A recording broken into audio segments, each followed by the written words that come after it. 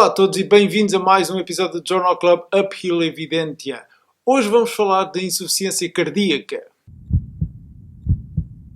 Para isso temos como convidado o Mário Santos. O Mário Santos é um cardiologista do Hospital Santo António do Porto que tem como especial interesse e dedicação justamente à área da insuficiência cardíaca. Olá Mário. Olá. Mário, obrigado por estares connosco aqui hoje. E sem mais demoras, ajuda-nos a entender qual o real impacto desta doença na população. Ok. A insuficiência cardíaca é uma doença com um enorme impacto na saúde da população no mundo ocidental e também em Portugal. Em Portugal, as estimativas dizem-nos que existem 380 mil pessoas com este diagnóstico, com esta patologia, e cerca de 35 mil hospitalizações. Portanto, é uma patologia com uma história natural bastante agressiva, em termos de mortalidade, em termos de hospitalizações, em termos de qualidade de vida, e que tem implicações quer para o doente individual, quer também para o sistema de saúde que tem que lidar e responder às necessidades que ela impõe. Recentemente foi publicado um estudo que pode adicionar um novo medicamento ao arsenal de tratamento da insuficiência cardíaca. Ajuda-nos a entender esta necessidade de novos medicamentos. Os que temos não funcionam? Dá-nos um bocado o contexto do tratamento atual e o porquê que esta questão dos novos medicamentos é de facto relevante. Bem, muito se evoluiu desde os digitálicos e os diuréticos de dança.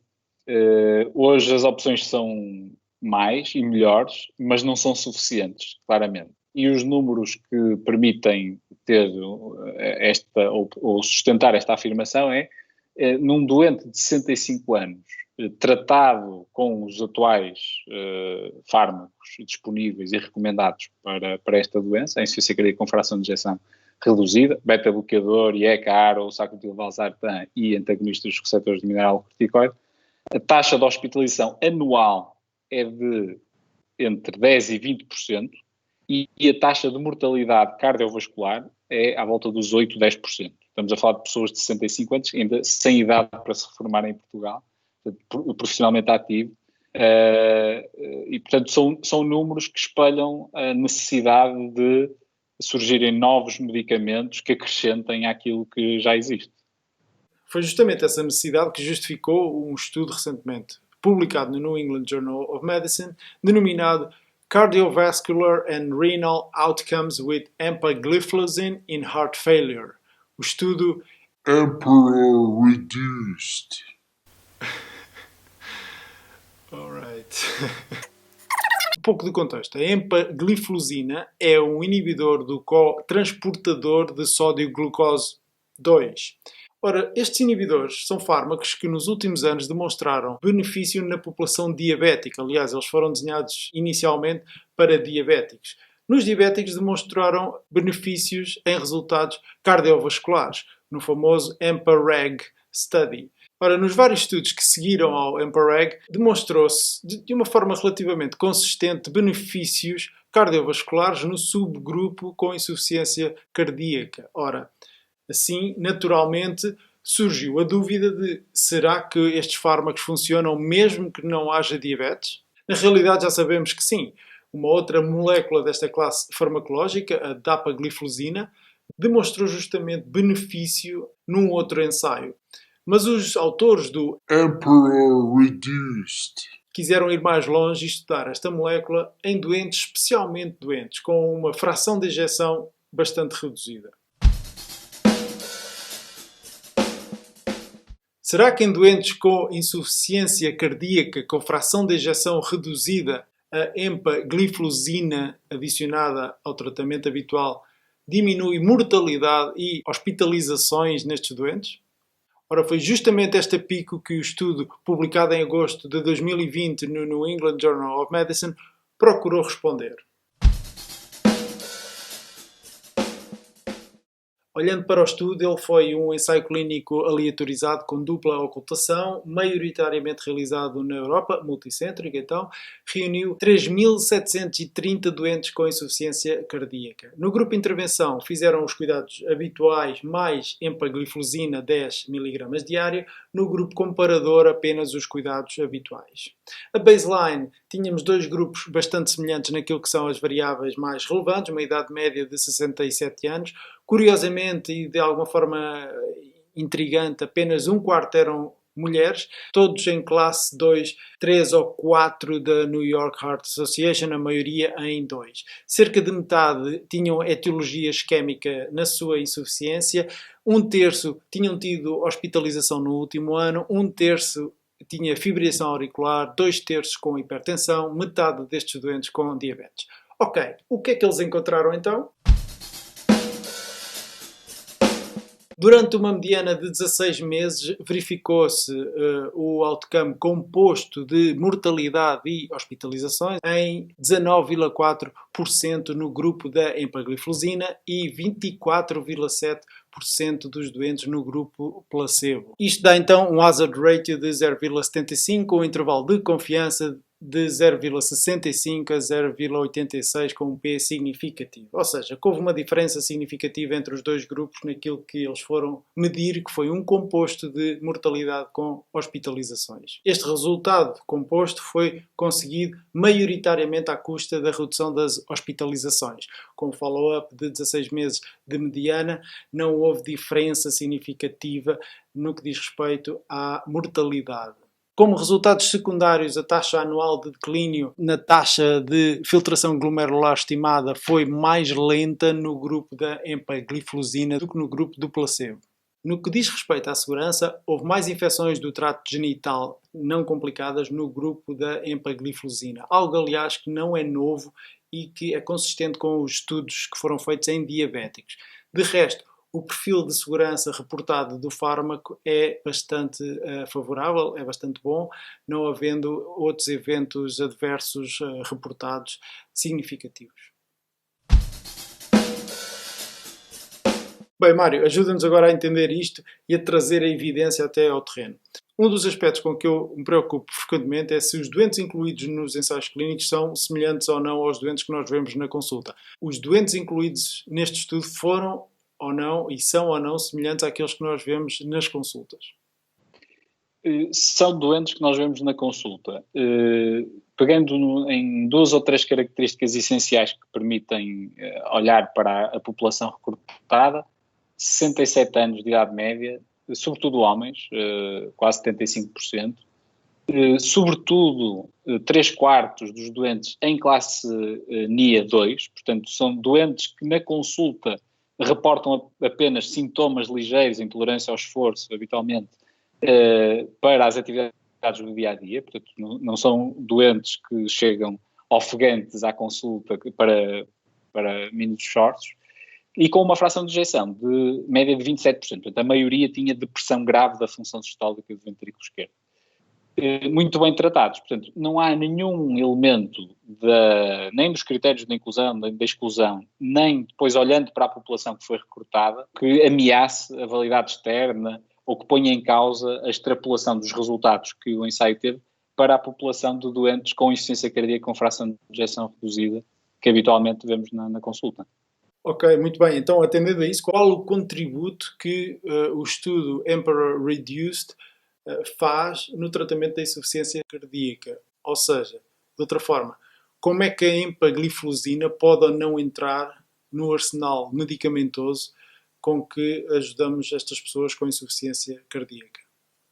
Ok, este ensaio mostra que a empagliflozina reduz de uma forma clinicamente relevante, cerca de 25%, em termos de redução de risco relativo, os doentes serem hospitalizados por insuficiência cardíaca ou morrerem por causa cardiovasculares, sobretudo devido à redução por hospitalização por IC. O grau de confiança na interpretação destes dados ainda é maior se tivermos em consideração os resultados do DAPA-IGF, que testou numa população de doentes similar outra molécula da mesma classe farmacológica, a dapagliflozina, e os resultados foram bastante similar. Acresce o facto de que o perfil de segurança destas duas drogas ser bastante favorável. Isto é, nós estamos habituados a pensar na bradicardia sintomática, na hipotensão sintomática, na hipercalémia, como efeitos adversos que muitas vezes limitam e nos guiam na escalada terapêutica destes doentes, escalada terapêutica farmacológica. E esta classe farmacológica, de facto, é bastante benigna nesse aspecto e, por isso, são ótimas notícias. O desafio aqui é de que forma nós vamos incorporar na prática clínica estes fármacos. Se olharmos para o modelo clássico, nós vamos demorar muito a introduzir um fármaco que é muito bem tolerado e que tem eficácia, uma magnitude de efeito muito importante numa população de doentes grave e numa doença que é progressiva. E, portanto, eu estou curioso por saber de que forma é que as sociedades científicas vão incorporar esta evidência, porque eu acho que, face aos resultados destes dois ensaios, deveria haver alguma flexibilidade na interpretação da evidência e da interpretação não ser tão estrita, no sentido de a empagliflozina foi testada em doentes que já faziam isto, aquilo e aquilo outro, logo só pode ser usada neste contexto. Acho que o perfil de segurança é tão grande, os ganhos em eficácia são tão significativos, que talvez valha a pena pensar de outra forma sobre esta classe farmacológica no tratamento destes doentes. Deixa-me fazer um comentário que vai um bocado na linha desse argumento que estavas a usar aqui. Fica um bocado a sensação, ao ler o entusiasmo com que estes estudos, este e o anterior da DAPA, foram reportados, fica um bocado aquela sensação que estamos ante uma nova espécie de estatinas, ou seja, um fármaco que funciona, especialmente nas pessoas de elevado risco, sabe bem como, mas que aparentemente funciona. Eu diria que para irmos com calma, porque os dados são ainda escassos, mas tudo aponta de facto num bom sentido. Ou seja, achas que estamos ante uma nova espécie de estatinas no sentido em que funcionam, vamos utilizá-los, especialmente nos doentes de elevado risco em que não temos muitas alternativas que demonstraram reduções daquilo que realmente importa, como estes estão aparentemente a demonstrar, se bem que mortalidade não foi significativa, o tempo de seguimento é curto, eu sei. Eu acho que a analogia com as estatinas também é muito feliz, no sentido que nós não sabemos muito bem como é que isto funciona. Nós sabemos que há um biomarcador que desce, não é? O colesterol desce. Sabemos daqui que a glicemia desce ligeiramente, mas que os doentes melhoram e portanto, acho que sim, acho que vai ser interessante. Excelente, Mário. Uma última questão, visto que és uma pessoa que se dedica muito a esta doença, qual é que achas que é um grande desafio que nós ainda temos que enfrentar para melhorar a gestão e para ajudar mais as pessoas com insuficiência cardíaca? O grande desafio nos próximos anos, acho que é fazer transferência do conhecimento destes ensaios clínicos para a prática clínica. Porque aquilo que a história da medicina moderna nos mostra é que são demasiados anos desde a evidência límpida e inequívoca do ensaio clínico fase 3 até o medicamento chegar a toda a população que dele beneficia. E no caso da insuficiência cardíaca, como têm surgido muitos medicamentos um atrás do outro, esse problema ainda é maior. E, portanto, nós temos que, trabalhando em equipa e formando as pessoas, divulgando a evidência, trabalhando com as entidades financiadoras, porque muitos destes medicamentos são caros para o nível de vida dos doentes portugueses e, portanto, é um obstáculo, porque os doentes são doentes graves e precisam fazer esta medicação. Portanto, há um desafio que só pode ser respondido pelo trabalho articulado entre todos os profissionais de saúde que veem estes doentes, na identificação do doente com indicação, na capacidade de administrar, de prescrever corretamente a droga e do sistema de saúde em permitir que o tratamento e essa intervenção chegue. Depois, para além da parte farmacológica, que é muito focada por vários motivos, temos ainda a questão da reabilitação cardíaca, que reduz em 30% as hospitalizações destes doentes. É isso que a meta-análise da Cochrane mostra e que, infelizmente, chega a muito poucos doentes no território nacional e que, apesar de não ser um medicamento, deve merecer o apoio e a incorporação dos sistemas de saúde que tratam estes doentes. Obrigado, Mário. Fantástico. Espero rever-te em breve. Deus, obrigado pelo convite. Força aí. Quanto a nós, obrigado por estarem aí desse lado. Espero que tenha sido útil. Visitem-nos em uphillhealth.com. Tem mais episódios e uma série de outros recursos à vossa disposição. Mandem-nos comentários, digam coisas. Orgulho e alegria. Até breve. Olá, Mário. Como estás?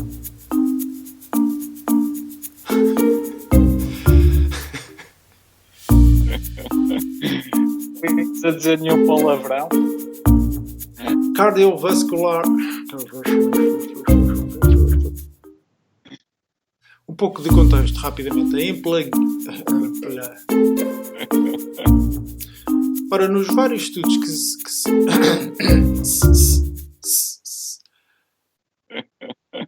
Ora, o estudo Emperor é então...